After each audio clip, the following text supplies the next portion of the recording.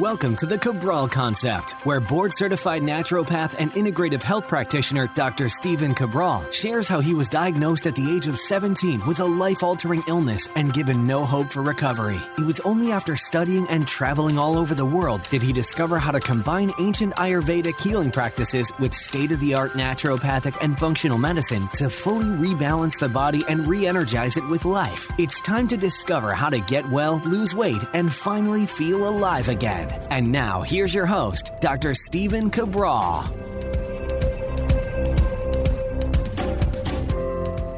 Hi, everyone, and welcome back to the show. We are here today with our Training Thursday episode, where we will be discussing the 2020 fitness trends as published by the American College of Sports Medicine. Every single year, I try to bring you what is at the top of the charts, the top 20 that people are getting more into over the past 6 to 12 months.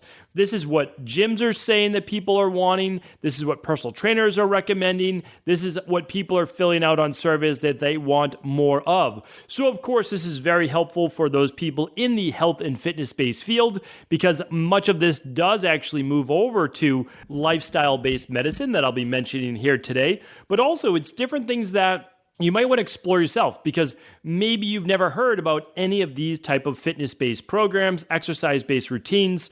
So I love going over these things. One, because, well, it's important to know what people are thinking, and it's important to know where the fitness industry is moving because it is always changing. And I'll share some examples when I got into it in the late 90s. And also, we want to know, too, how best to serve other people. I think that's a big thing in the health and fitness-based field. But also, I think it's a huge motivator. Like, that's the big thing with me is like, oh, when I start to move through some of these things, if I haven't heard of some of them, then I want to look into that a lot more. Maybe you feel the same way. So let's start to dive right into it. Again, there are 20. It's a 22-minute podcast. I try to keep it there. I oftentimes go over. But what I want to do is spend about just 1 minute or so on each of the top 20, less so on ones that we might have gone deep into many, many times before, such as like training with free weights, right? So let's get right into it. First things first. And again, this has been popping up really for the last 3 to 4 years, since about 2016. And that is wearable-based technology. Now, you know that I am definitely a tech-based geek. I love all things basically biofeedback, tracking my heart rate, tracking my heart rate variability, looking at my breath rate, looking at my sleep. Those are things that I'm a huge, huge fan of looking at. Now, I don't go about it the same way as a lot of people necessarily in the biohacking community, quote unquote. Not to say that it's wrong, but I don't necessarily recommend taking harsh steps in order to rebalance your body. I go back to the de-stress protocol. I go back to Ayurvedic medicine. I go back to all of the Eastern-based forms of medicine. And then, of course, how do we track that? Well, we track that with the best of functional-based medicine and new technology. So, again, I've talked about them before. On the next coming podcast, I have even more wearable-based tech gadgets coming up. Let's see. Even, is it this weekend? I'm sorry, this Friday? Yes. So this Friday, we'll actually be talking about the Apollo-based device. So many different things that I've used over the years, and I'll continue to share them with you. And you know what? Every single year, they're going to get better. There's going to be new ones. They're going to get better. And to me, that's actually exciting. I love being able to keep up with these things. And I've seen dramatic changes. Like when I started improving my sleep, dramatic changes in energy and mood in my life. Like hands down, huge. And even just like way back in the day, an easy way to track my nutrition, calories, and macros for the day with a simple app way back in the day, like Lose It. I wasn't trying to lose weight. I was actually trying to put on muscle, but I was able to track it easily that way. So, whether you're using just an Apple Watch or a Fitbit, or you're using an Oura Ring, or you're using any of the Garmin-based device, any of these things, they're getting only more and more popular, and they'll continue that way. I actually don't see this going anywhere for the foreseeable future, that's for sure, especially since many of them now have an airplane mode, so you're not actually dealing with any of the EMFs or Bluetooth-based issues. All right, number 2 in the list is high-intensity interval training. Not going to go too deep into that. If you don't know what any of these things are, I've definitely covered them on previous shows. You can just go to stephencabral.com/podcasts, and you can just type in HIIT or high-intensity interval training. This has been a perennial favorite. I mean, this is something that comes up year after year. And there's a lot of course, group classes then at gyms catering to people who want high intensity interval training. I will tell you that a lot of times gym classes don't do it right. So why don't I get into that? The next one is group training. Group training and this high intensity interval training, we'll talk about it together. High intensity interval training, if you're doing it right, it's going to be a short burst of exercise, 20 seconds, 30 seconds, maybe 90 seconds maximum. And it's because it's meant to be at a higher state of intervals. And then you're going to rest for anywhere from a 1-to-1 or maybe a 1-to-5 work to rest ratio. So you can sprint for 20 seconds, rest for a minute. Sprint for 10 seconds, rest for 20 seconds. I mean, it could be whatever you would like to do. And there are many programs built around this. But high intensity is typically, once you've warmed up, about 90% of your max. So when you're doing a group exercise class and you're going for the entire 45 minutes or 60 minutes, it's not a high intensity interval training class. It can't be unless your instructor is actually doing a timed interval and then allowing people to rest. If you keep going the whole class, well, that's group training. That's more of like dance-based classes and your typical boot camp-based classes. Nothing wrong with them, but also nothing great about them either. Like, they're not game changers in terms of changing your body, in terms of even changing your overall physique once you've made the initial progress. Again, you'll actually get in better shape as long as you're following a good nutrition plan initially, but you'll definitely max out on those classes within about 4 to 6 months. You'll kind of get as much as you can out of them. Not a bad thing to toss in every once in a while, but when you do the same style where there's no progressive overload on the body, there's probably not going to be a progressive change then in your body as well. But group training is number 3. Again, I love them all. So keep in mind, I'm a huge advocate. I'm a huge fan of the fitness-based industry. Enormous. And I just try to point people to the best direction for them. I told you many years ago, I was also an advocate for curves gyms. And I know a lot of people in the fitness industry kind of joke around about curves and things like that, or jazzercise. Someone corrected me on that, but I'm not against them. I'm all for what gets people into exercising and working out. I really am. And then maybe after doing that for 3 months, 6 months, or a year, you may graduate to the next thing. All right, that's what I'm a fan of. Number 4 is training with free weights. Well, training with free weights, we've talked about that for a long time. And guess what? Training with free weights has been around forever. It's picking up stones. It's lifting heavy logs. Like, that's training with a free weight. But of course, now in our modern day society, and it's been like this for about 100 years or so. No, 100 years? Close to it. Not quite, but close to it. We had the Nautilus equipment, stuff like that back in the day. But it's been around, for almost 100 years or so. Again, someone could correct me on that. But, it's essentially using cables. It's using kettlebells. And now, again, I remember in the late 90s, nobody was using kettlebells. Not commercially, not in a regular gym, like whether it be a Gold's Gym, World's Gym, Bally's Gym, Planet Fitness. Those were all the gyms that I worked at or worked out at.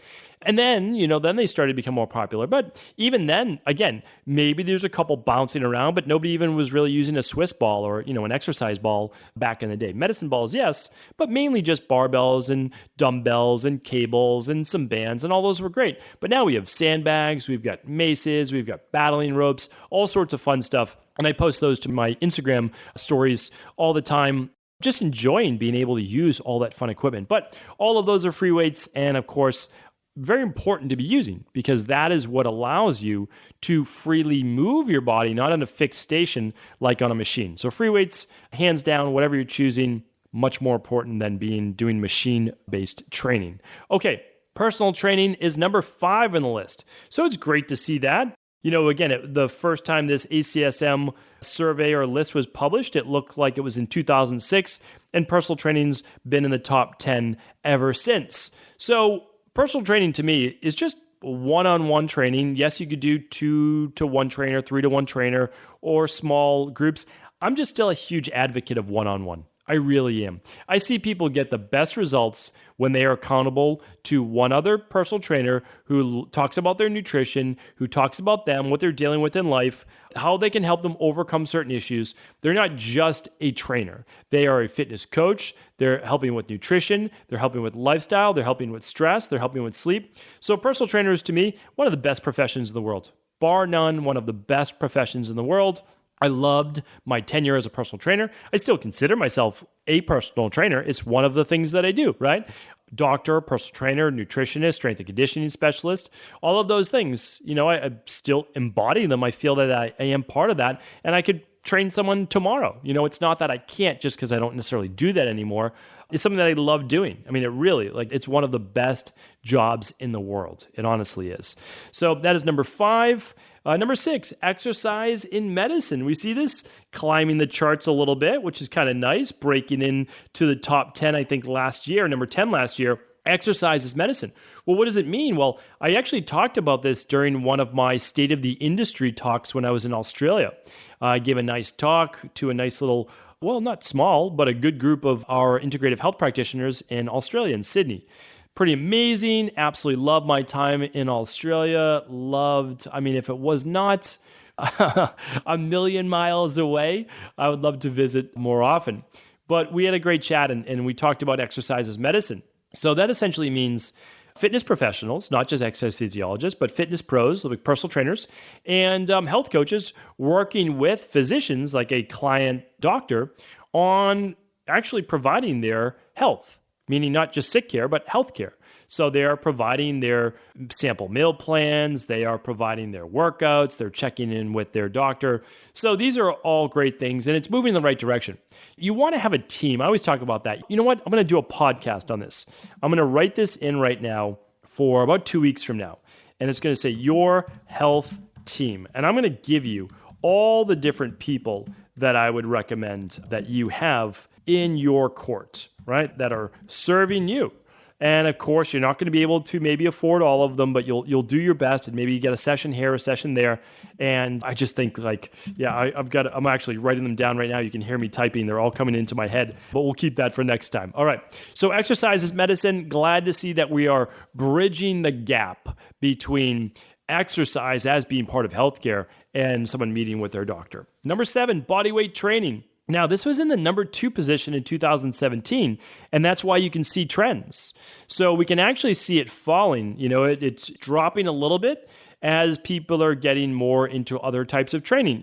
That's why things, wax and wane, as they say, because CrossFit used to be higher up, Pilates used to be higher up, yoga used to be higher up. Bodyweight training was higher up. None of those things are bad. It just means that there are always trends. Things last. Again, I've been doing this now for, I don't know how many years, but over 20 years. And when we look at it, and I look at my time, and I've been in the health and fitness field for that long, is you see things last for about 3 years. So that's why I also urge health and fitness professionals, like if you're going all in on like one particular niche studio, one particular niche gym, be careful because people are usually super interested for about 3 years maximum. And it can start to then fade after that. It doesn't mean that it completely goes away, but the interest definitely fades a bit. So if you were just doing kettlebells at your studio, you probably want to incorporate other things. And what else is another good example? Well, spin studios are a great example right now. Very popular. It's been popular now for a couple of years. Will it be popular now in 2 more years or so to the same level? I don't know. I don't know. Will that just be more part of people's overall routine? Will they go 3-4 days a week? Or will they just go maybe once a week now? Or will it just be part of their gym and they just continue to do it at their gym? It'll be interesting to see. It really will. And I don't have the answer on that. We'll see what people trend towards. It's my belief that after doing something 3 to 4 days a week for 3 years, you get a little bored of it. And that's kind of human nature, right? So that's why we like to switch things up. All right, number 8, and again, bodyweight training, still amazing. The majority of my workout is actually bodyweight based or very, not lightweight, but kettlebells and things like that. Not as much barbell training on my part anymore. Love barbell training. I just don't do it as much anymore because it's not necessarily as much of a goal of mine to move and lift heavy weight. I'm trying to think about my body and my joints and being able to do this for the next 50 years. That's how I look at it right now. All right. Number 8, fitness programs for older adults. This has also been previously higher. I think it was number 9. Well, so I guess one lower in 2018. It was number 4 last year. So basically for baby boomers, older generations, I don't think anyone likes to be called a baby boomer. It's not something I typically refer to as. And obviously, it's not a bad thing. It's just what we call different generations. But when we look at programming, it is really nice, in my opinion, to be able to create something specific for the 60 plus, 65 plus, 70 plus crowd. And why I say that is that you do want to modify things so that it's lower impact on the joints and that it's not as high volume. Really, really important to look at that. So this is also, again, this will never change. This is not a fad. People always get older, right? That's part of things. So if you develop programs for older adults, I think that's a great, great niche as well. And we certainly need it. Number 9, health and wellness coaching. 2017, or is number 17 in 2014, number 13 in 2015, number 13 in 2016, 15 in 2017, 18 in 2018, and back down to 11 in 2019, and now it's number 9. So it's best showing to date. I really love this because this is where fitness and wellness meet. So it's kind of like what we teach with inside of IHP, even in level 1, actually, definitely in level 1, we go over the exercise component. Talk about it in my Rain Barrel Effect book, is that we need to work you up through the 4 phases of exercise. And again, I've done a podcast on that as well. Basically, a graduated exercise program. And it's a fantastic thing for a health coach to also be working maybe with a personal trainer, or the health coach is also acting as a personal trainer if they are certified. So again, huge, huge fan of that. Number 10, employing certified fitness professionals. This was, again, part of my talk in Sydney, Australia. I said, we are going to see more corporations and more doctors' offices hiring health professionals. And that means health coaches, certified health coaches, as well as personal trainers. And that's because if you are looking to transform someone's wellness, you're going to be looking at their nutrition, their stress, their exercise, all of those things. And so super important that we begin to realize personal trainers and fitness in general, just exercise in general, is a big part of that. All right. Number 11 is exercise for weight loss. So this has always been all over the map. I mean, literally it's top 5. Sometimes it's a little bit lower. It's people essentially like, what's their most important thing at this time? And right now, people aren't necessarily always moving towards, and not this year at number 11, looking towards exercise for weight loss. They're looking at it now for overall health, and I love to see it moving in that direction because that's what it's all about. Yes, it helps with weight loss, especially long-term weight loss, sustained weight loss, but it's really improving your overall health. And healthy people aren't going to be overweight because they're also doing healthy things like sleep and nutrition and detoxification, etc. All right, number 12 is functional fitness training. So again, this has been, I think, a high of number 4.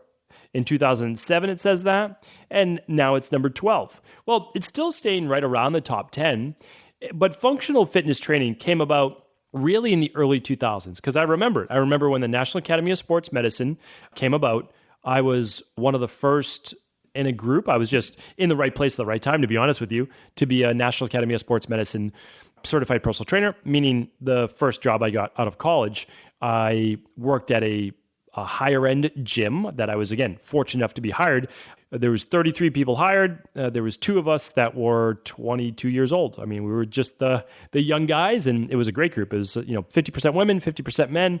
I learned a lot from all those people there with way more experience than me. It was essentially my first full-time personal training job, and it was amazing. And they wanted to do things the right way. I mean, I really remember that club. They did things the right way. So they brought in the National Academy of Sports Medicine, and they certified all of us. It was pretty amazing. So anyway, functional training fitness is essentially doing things to train for everyday life. So it'd be doing like chops, and it would be getting away from machines and really working with cables and free weights and doing step-up squats, lunges, standing chest press, anything like that would be more functional fitness based, meaning training for everyday life. Number 13, outdoor activities. Again, a huge advocate of getting outside and exercising whenever possible. Right now I'm working out from home. I open my garage door and I'm working out essentially in my garage. And if it's a nice day, then I get right outside on my back lawn and I'm using battling ropes. I'm using a mace. I'm using all those different things. When I'm in Boston, obviously I don't have that luxury, but I do get to go for a run outside. I run right down on the Esplanade up here in Maine.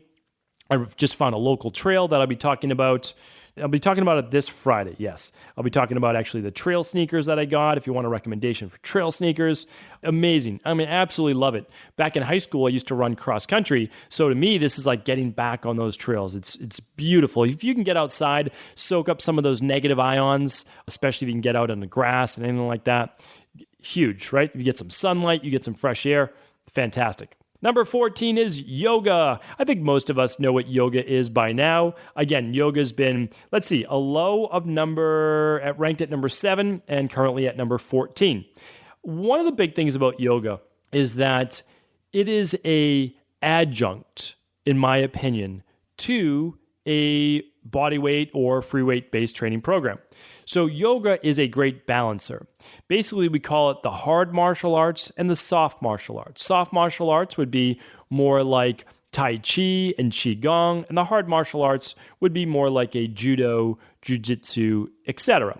So again, they're both great. Like that's the thing. They're both great, and they're supposed to be used together, like a yin and a yang. Too much soft yoga, in my honest opinion, not enough strengthening for the body, not enough to be able to stave off osteoporosis, etc. Now, again, do I think yoga could be made more strenuous, things like that? Yes, but that wasn't necessarily yoga's intention. The intention was to work with your breath, to go within.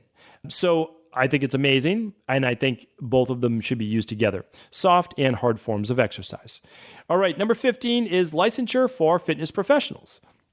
So again, since I've been a fitness professional, the states are trying to say, should we license personal trainers? Should we not license personal trainers? And it's never gotten there yet. But I will tell you this, the National Academy of Sports Medicine, the American College of Sports Medicine, the National Strength and Conditioning Association, those three for sure have always been at the top of being looked at as the top certifications out there. So there are others. Those are not the only three. I started off with the American Council on Exercise, then I did NASM, then I did NSCA. I was also a member of the American College of Sports Medicine. So all of them I've been a part of, and they're all great, okay? But basically that's where it's moving towards, like making things more. I don't like licensure because then it gets the government involved, to be honest, but I do like a certifying body. I think that's a nice thing. So everybody's on more of a level playing field. All right, lifestyle medicine. So lifestyle medicine is a lot of what we do in our integrative health practice. So what we're looking at is how do we help people adopt a healthier level of living, a healthier way of life? That's what we do. And it's the De-Stress Protocol. Anybody can read that book. Again, all profits go to charity. It's called the Rain Barrel Effect. It goes through diet and exercise and stress reduction and toxin removal, rest, emotional balance, scientific supplement-based protocols, and success mindset. And that will take you through lifestyle medicine. That's really what it is. Number 17 is circuit training. Well, circuit training can be used with high-intensity interval training, free weight training, functional training, but essentially it means doing 3 exercises to 5 exercises or so all in a row. I'm a huge fan of circuit training. I've always been a big fan of circuit training. Just you want to do it with obviously great exercises, good compound movements, squats, deadlifts, lunges, step-ups, presses, pulls, chops, all fantastic. All right, and again, there's podcasts on all of these for sure. Like I give you free workouts, all that good stuff at stephencabral.com/podcasts. Number 18, worksite health promotion and workplace well-being protocols or programs. Again, mentioned this. This was a big part of my talk in Australia. I just believe that getting together like a health coach combined with a personal trainer and going in to speak to corporations and offices and developing workplace wellness programs, one of the best things you could do for your career, and also you're helping so many people. And if you're part of an HR department or you're part of a corporation, personal trainers and wellness coaches will oftentimes do it for free to come in and just give a talk during lunch. So you can kind of buy your office lunch or so, or have people bring their lunch, and the personal trainer and or health coach, like integrative health practitioner, will speak to your office.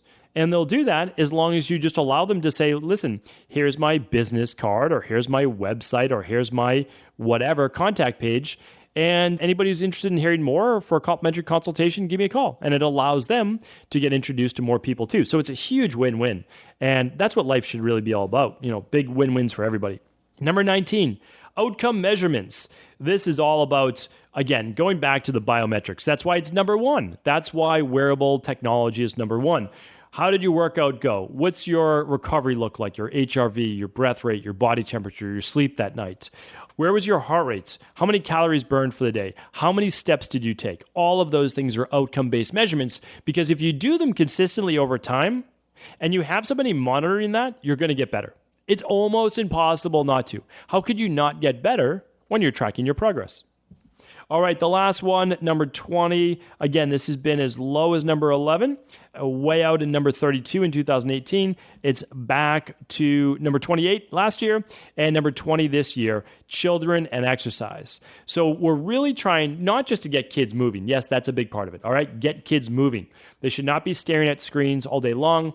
Young children especially are meant to move their bodies, get that energy out, keep their metabolism going, super important. But also now, we know one third of all children are overweight, bordering on obese. We need to make sure that as adults, they pick up healthy lifestyle habits as children. So we got to keep them going as an adult, but we need to enforce them, in a nice way as children. So get them outside playing, sign them up for exercise, sign them up for sports if you feel it's appropriate, sign them up for anything that they enjoy that keeps them active, that also keeps their eyes off of a screen. Let them be kids, let them play. Don't allow them to forget that there's a lot of creativity, that there's a lot of brain neural connections made when kids are just allowed to go outside, play, get dirty, eat all sorts of microbes in their mouth, all of those things. That's how we boost their immune system. It's how we get them healthy, keep them at a healthy weight. So hopefully today's podcast was helpful. That is our top 20 fitness trends from the American Council or the American College of Sports Medicine. Again, I love bringing you this every single year. These are the worldwide survey. Maybe next week I'll bring you what's changing in different parts of the world, because there are changes happening depending on where you are. So again, love bringing this to you. If it was helpful, please do feel free to share this show with anyone you believe it could serve. I want to sincerely thank you for your support of this podcast. I couldn't do it without you, and I mean that. I truly do. I also want to make sure you knew that we now have multiple ways for you to find your answers to the most difficult health, wellness, weight loss, and anti-aging questions. You can find podcast-specific topics like thyroid, adrenal, hormones, sleep, digestion, Ayurveda, and many more at stevencabral.com/podcasts that will then link you to your favorite Apple, Spotify, and other podcast players. Plus, all new podcasts and weekly exclusive video content is being added to our YouTube channel at youtube.com/Stephen Cabral. And that's Stephen with a PH. Head on over and subscribe so that you don't miss any of the exclusive content. Lastly, if you've ever found any of my podcasts or books to be helpful, I would really appreciate it if you could leave a review on iTunes or your favorite media player for the podcast. Rating and subscribing to the YouTube and podcast allow me to reach more and more people and help spread my mission of healing throughout the world. Thank you again for being a part of this movement.